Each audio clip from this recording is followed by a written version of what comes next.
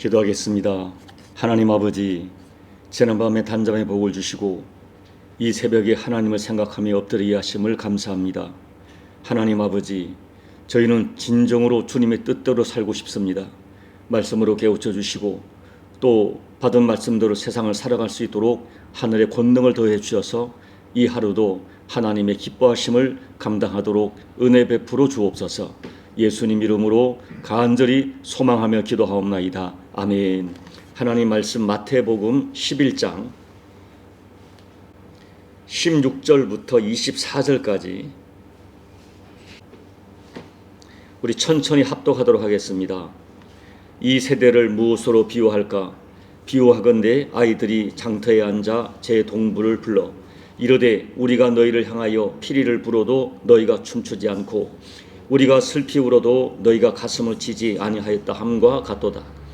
요한이 와서 먹지도 않고 마시지도 아니하매 그들이 말하기를 귀신이 들렸다 하더니 인자는 와서 먹고 마심에 말하기를 보라 먹기를 탐하고 포도주를 즐기는 사람이요 세리와 죄인의 친구로다 하니 지혜는 그 행한 일로 인하여 옳다함을 얻느니라.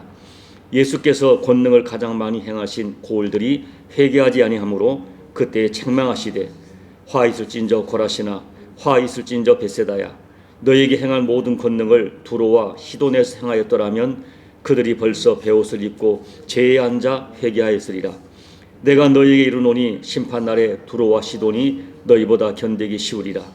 가버나움아 내가 하늘에까지 높아지겠느냐 음부에까지 낮아지리라. 내게 행한 모든 권능을 소돔에서 행하였더라면 그 성이 오늘까지 있었으리라. 내가 너희에게 이르노니 심판날에 소돔 땅이 너보다 견디기 쉬우리라 하시니라. 아멘. 우리가 성경을 이렇게 보면 예수님께서 공생애를 시작하시면서 네 가지 영역에서 기적을 행하십니다. 첫째, 예수님께서는 질병계를 정복하셨습니다.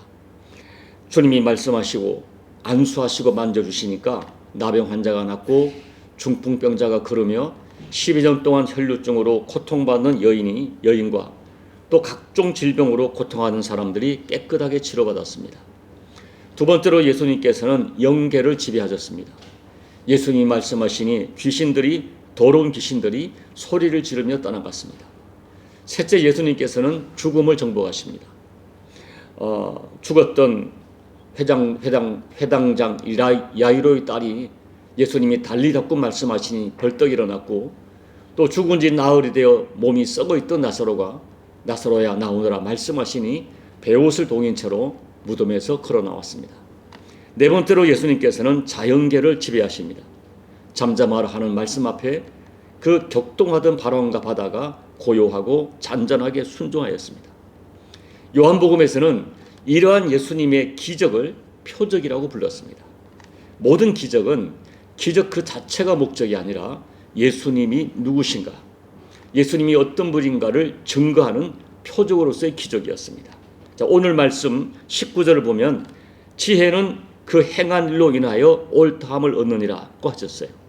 쉽게 말하면 예수님께서 행하신 일들을 보면 예수님이 누구신가를 알 수 있다는 것입니다. 예수님이 행하신 일을 보고 예수님이 누구신가를 아는 것이 참된 지혜라고 말씀하시는 것입니다. 그런데 여러분, 성경을 보면 정말 이상한 일이 있습니다. 사람들은 예수님의 표적에 환호합니다. 예수님의 기적에 열광합니다. 그리고 예수님이 그들이 오래전부터 기다리던 메시아라고 확신했고 심지어 어떤 사람들은 예수님을 이스라엘의 왕으로 삼으려는 움직임까지 보였습니다. 그런데 우리가 성경을 자세히 보면 사람들은 예수님의 기적에는 환호했지만 예수님이 왜 이 땅에 오셨는지, 예수님이 어떤 목적의 메시아로 오셨는지에 대하여는 진지한 관심이 없었습니다. 그래서 그들이 기적에는 환호하지만 예수님의 말씀에는 환호하지 않습니다. 결국 그들은 예수님을 그들의 인생의 주님으로 영접하지 않았습니다. 심지어 당시 종교 지도자들은 예수님을 시기하고 배척하면서 귀신의 왕 바알세불을 힘입어 기적을 행하고 귀신을 쫓는 것이라고 악평을 하고 모함을 했습니다. 그리고 예수님을 넘어뜨리려고 덫을 놓았고 마침내 예수님을 죽이려는 계획을 짜게 되는 것입니다. 주님은 이러한 당시 사람들의 모습을 비유하기를 피리를 불어도 춤을 추지 않고 애곡을 하여도 가슴을 치지 않는 시대라고 말씀하셨습니다. 하나님의 뜻과 하나님의 마음을 전혀 공감하지 못하는 사람들이라고 말씀합니다. 하나님의 피리를 부시면 나도 기뻐서 춤을 추고 하나님이 애곡을 하시면 나도 가슴이 아파 가슴을 칠 수 있는 공감하는 마음이 진정한 복입니다. 하나님의 기쁨이 나의 기쁨이 되고 하나님의 아픔이 나의 아픔이 되고 하나님의 분노가 나의 분노가 되는 그런 사람이 진짜 하나님의 자녀입니다. 이어서 예수님께서는 20절 이하 말씀에서 너무나 충격적인 말씀을 하세요. 예수님은 주님과 또 복음을 거절한 마을들을 하나하나 그 이름을 거명하시면서 무섭게 책망하십니다. 화 있을진저 고라시나 화 있을진저 벳세다야 가버나움아. 여러분, 우리가 오늘 말씀에서 깜짝 놀라는 것은 주님이 부르신 그 거명하신 마을들이 우리에게 너무나 익숙하고 친숙한 마을들이기 때문입니다. 이 고라시는 성경에서 오직 여기에만 나오는 마을이기 때문에 고라신에 대해서는 자세히 알 수 없으나 오늘 예수님의 말씀을 보면 분명히 주님께서 큰 권능으로 기적을 베푸신 마을이 틀림없습니다. 벳세다는 예수님께서 오병이어로 5,000명을 먹이셨던 참으로 익숙한 마을입니다. 그런데 주님께서는 벳세다 사람들에게 화 있을진저라고 무서운 심판의 메시지를 선포합니다. 그리고 심판날에 두로와 시돈이 너희보다 견디기 쉬우리라 말씀하세요. 너희에게 행한 모든 기적을 두로와 시돈에서 행하였더라면 그들이 회개하고 예수님 제에 앉아 회개하고 예수님을 따랐을 것이라고 말씀하세요. 이 두로와 시돈은 구약 성경을 보면 하나님의 심판 우선순위에 1번과 2번을 다투던 악한 도시였어요. 그렇게 악한 도시를 할지라도 내가 너희에게 베풀었던 그 기적을 행하였더라면 그들이 모두 회개하고 주님을 영접했을 것이라고 말씀하는 것이죠. 주님께서는 벳세다 사람들이 주님과 복음을 거부했던 대가가 얼마나 심각한지를 두로와 시돈이라고 하는 악한 도시와 비교해서 말씀합니다. 그러나 저를 너무 놀라게 하는 말씀은 그 다음 23절 말씀이에요. 제가 읽어드릴게요. 가버나움아 내가 하늘에게까지 높아지겠느냐 음부에까지 낮아지리라. 내게 행한 모든 권능을 소돔에서 행하였더라면 그 성이 오늘까지 있었으리라. 여러분, 가버나움이 어떤 동네예요?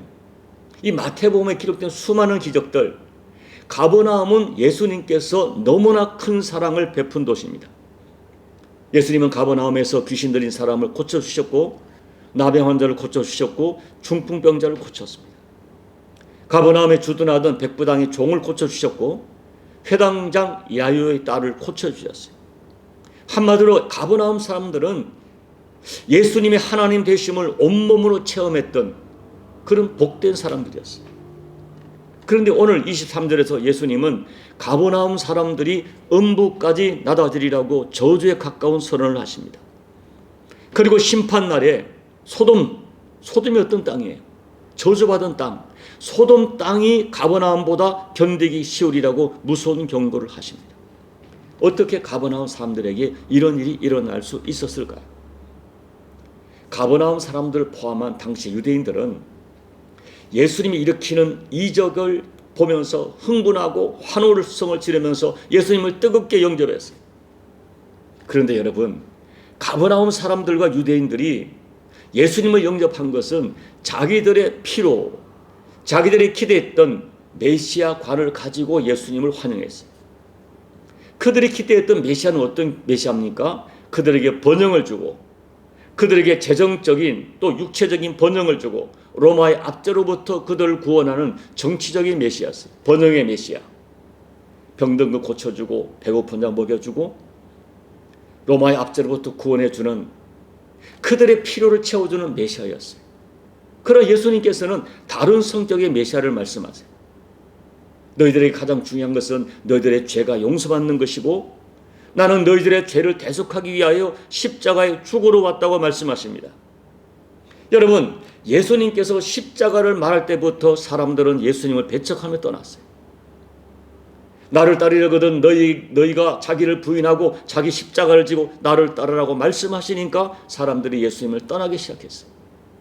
그들이 기대했던 메시아, 예수님이 말씀하는 메시아가 이 충돌하면서 그들은 예수님이 베푸시는 기적에는 환호했지만은 그들이 기대하는 것과 다른 말씀을 하시는 예수님의 복음은 거절했어요. 결국 예수님께서는 예수님이 전하는 복음을 저버리고 또 복음을 전하는 제자들을 거부한 사람들은 곧 주님을 저버린 것이요 궁극적으로 하나님을 저버린 것이라고 단호하게 책망하십니다. 그리고 그들이 소돔과 두로와 시돈 사람보다 더 무서운 심판을 받을 것이라고 선언을 하시는 것입니다.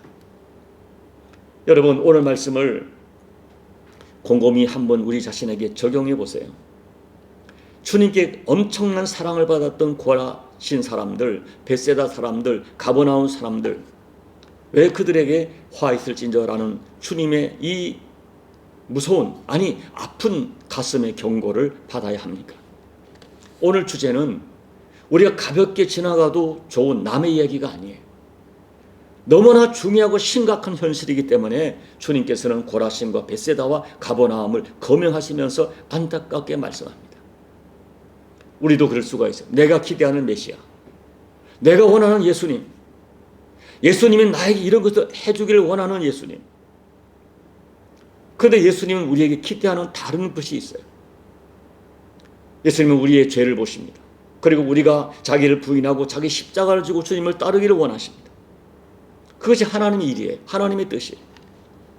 여러분, 오늘 마태복음 11장 26절부터 24절에 이르는 말씀의 핵심은 명료하고 정확합니다. 주님과 공감하는 거예요. 주님의 뜻이 무엇인가를 분별하는 거예요. 그래서 주님의 뜻이 이것일 때 주님이 피를 부시면 춤을 추고, 주님이 너무 가슴이 아파서 우시면 주님의 마음을 가지고 나도 가슴을 치는 사람이 되는 것입니다. 저는 하나님이 피를 부시면 춤을 추고 하나님이 예곡하시면 하나님과 함께 가슴을 치는 그런 사람이 되고 싶어요. 우리가 예수님을 메시아로 믿는데 어떤 메시아로 영접했는가가 가장 중요합니다. 주님을 따른다는 것이 무엇인가가 정말 중요해요. 나의 피로 채워주는 그런 메시아로서의 주님이 아니라 내가 메시아로서 어떻게 주님을 따라야 할지가 정말 중요한 우리 신앙의 핵심이 되는 것입니다. 그와 같은 마음을 가지고, 주님의 마음을 가지고 성경을 보십시오. 주님의 마음을 가지고 여러분 자신을 보시고 여러분 가족을 보시고 교회를 보시고 이 민족을 보시기 바랍니다. 그리하여 주님의 마음을 가지고 주님이 피를 부시면 함께 기뻐 춤을 추고, 주님이 아파하시면 함께 애통하는 공감의 마음으로 주님을 섬기셔야 됩니다. 이와 같은, 오늘 제가 이 설교 제목을 주님이 피를 부시면 이라고 잡아봤어요. 정말 주님이 피를 부시면 함께 기뻐 춤을 추고, 주님이 아파하시면 함께 애통하는 공감의 마음으로 주님을 섬기시는 저와 여러분 되시기를 예수님 이름으로 축복합니다. 아멘. 우리 찬송가 500장을 찬양하겠습니다.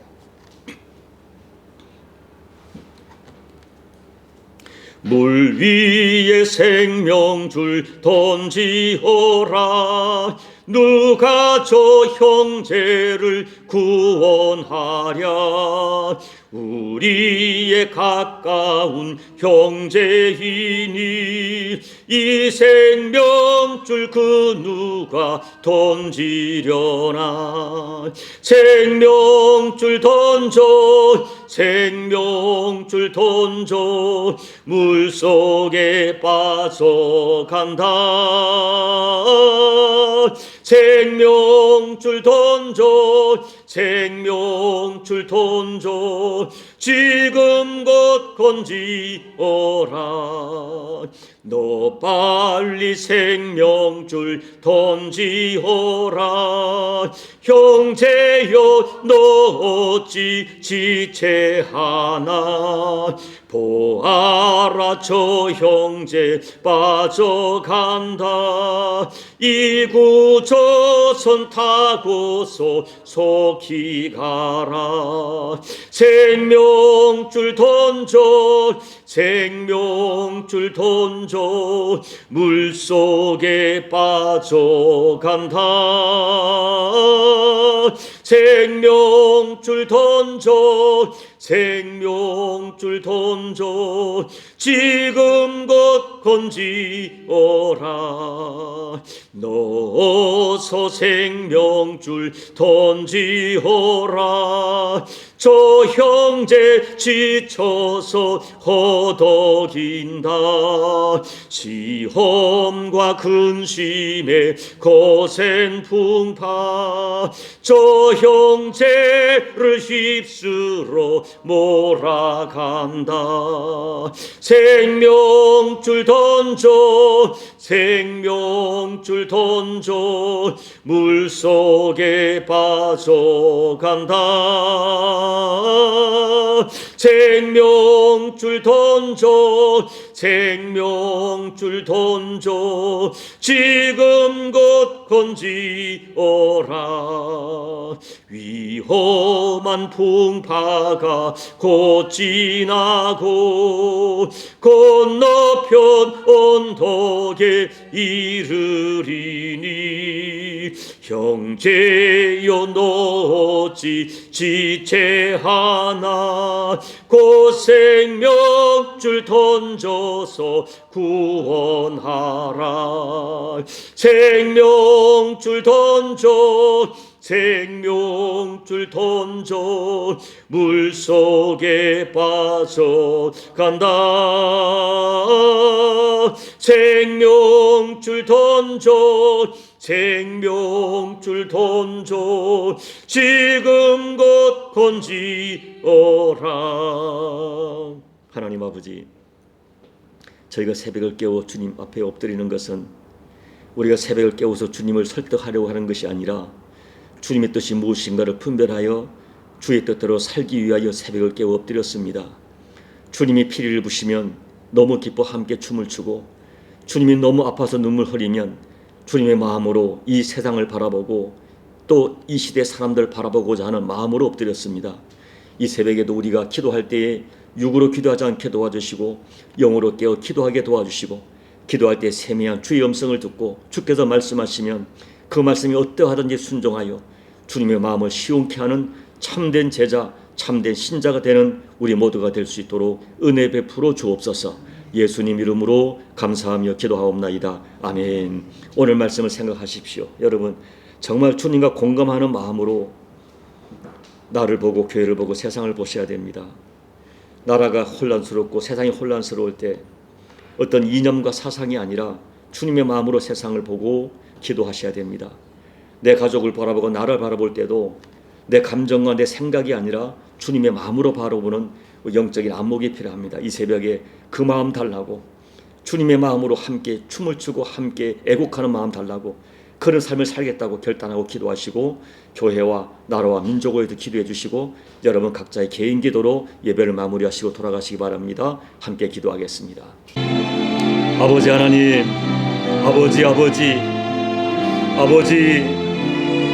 오늘도 이 새벽에 종의 영을 깨워주시고 우리 교우들의 영을 깨워주셔서 하나님 아버지 마땅히 기도할 걸 기도하게 도와주시며 하나님의 음성을 들으며 아버지의 만지심을 체험하는 복된 새벽이 될 수 있도록 은혜 베풀어 주옵소서. 우리가 베세다 사람 같습니다. 가버나움 사람들 같습니다.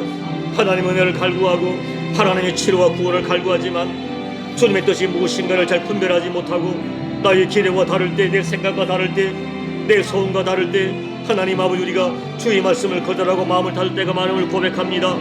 여호와 하나님 아버지, 새벽 우리 영을 깨워 주셔서 아버지의 뜻이 무엇인가를 분별하게 도와주시고 주님의 마음과 주님의 심정으로 나를 바라보며 내 가족을 바라보며 교회를 바라보며 세상을 바라보며 민족을 바라볼 수 있도록 하나님 아버지 베풀어 주셔서 아버지 하나님, 아버지 나의 필요를 따라 내 필요를 채워주는 예수님이 아니라 나 같은 죄인을 위하여 십자가 지시고 피 흘리신 예수님을 나의 구세주로 영접했기에 하나님이 내 아버지시기에 예수님이 나의 주님이시기에 아버지 뜻이 무엇이며 주님의 뜻이 무엇인가를 분별하여 그 뜻대로 살고자 하는 거룩한 소원을 가지고 엎드리고 간구할 때에 주여 말씀해 주시고 우리 심령 어루만져 주시고 아버지 하나님 세미한 주의 음성을 들으며 주께서 말씀하시면 하나님 그 말씀이 어떠든지 주님과 공감하여 그 길을 걷게 도와주시고, 주님 멈춰라시면 멈추고, 주님의 기쁨이 나의 기쁨이 되고, 주님의 아픔이 나의 아픔이 되는 이 안목을 가지고, 영적인 가치관과 안목을 가지고 나를 바라보며, 가정을 바라보며, 세상을 바라보며, 교회를 바라보며 할아버지 아버지가 살아가는 저희가 될 수 있도록 여호와 아버지 하나님 은혜 베풀어 주시옵소서. 누구든지 자기를 부인하고 자기 십자가를 지고 나를 따르라 말씀하신 주님, 이 새벽에 주님의 그 시각을 가지길 원합니다. 주님의 안목과 주님의 마음을 가지길 원합니다. 주님과 공감하는 마음을 가지고 원합니다. 말씀이 육신이 되어 내게 임승같이 아버지 하나님 주의 말씀이 내게 육화되고 내게 내 삶에 아버지 적용되어지며 말씀을 따라 좌하며 말씀을 따라 우하는 아버지 그런 살아있는 믿음, 아버지 기뻐하는 믿음, 진정한 믿음으로 우리 심령이 새로워질 수 있도록 아버지 하나님 역사하여 주옵소서. 주여, 이 새벽에 말씀하신 말씀을 우리 심령을 담아서 진정으로 주님의 길을 걸어가고 주님의 뜻을 순종하는 우리 모두가 되기 부족함이 없도록 아버지 역사해 주시고 우리 심령을 강권하여 권면하여 주시옵소서.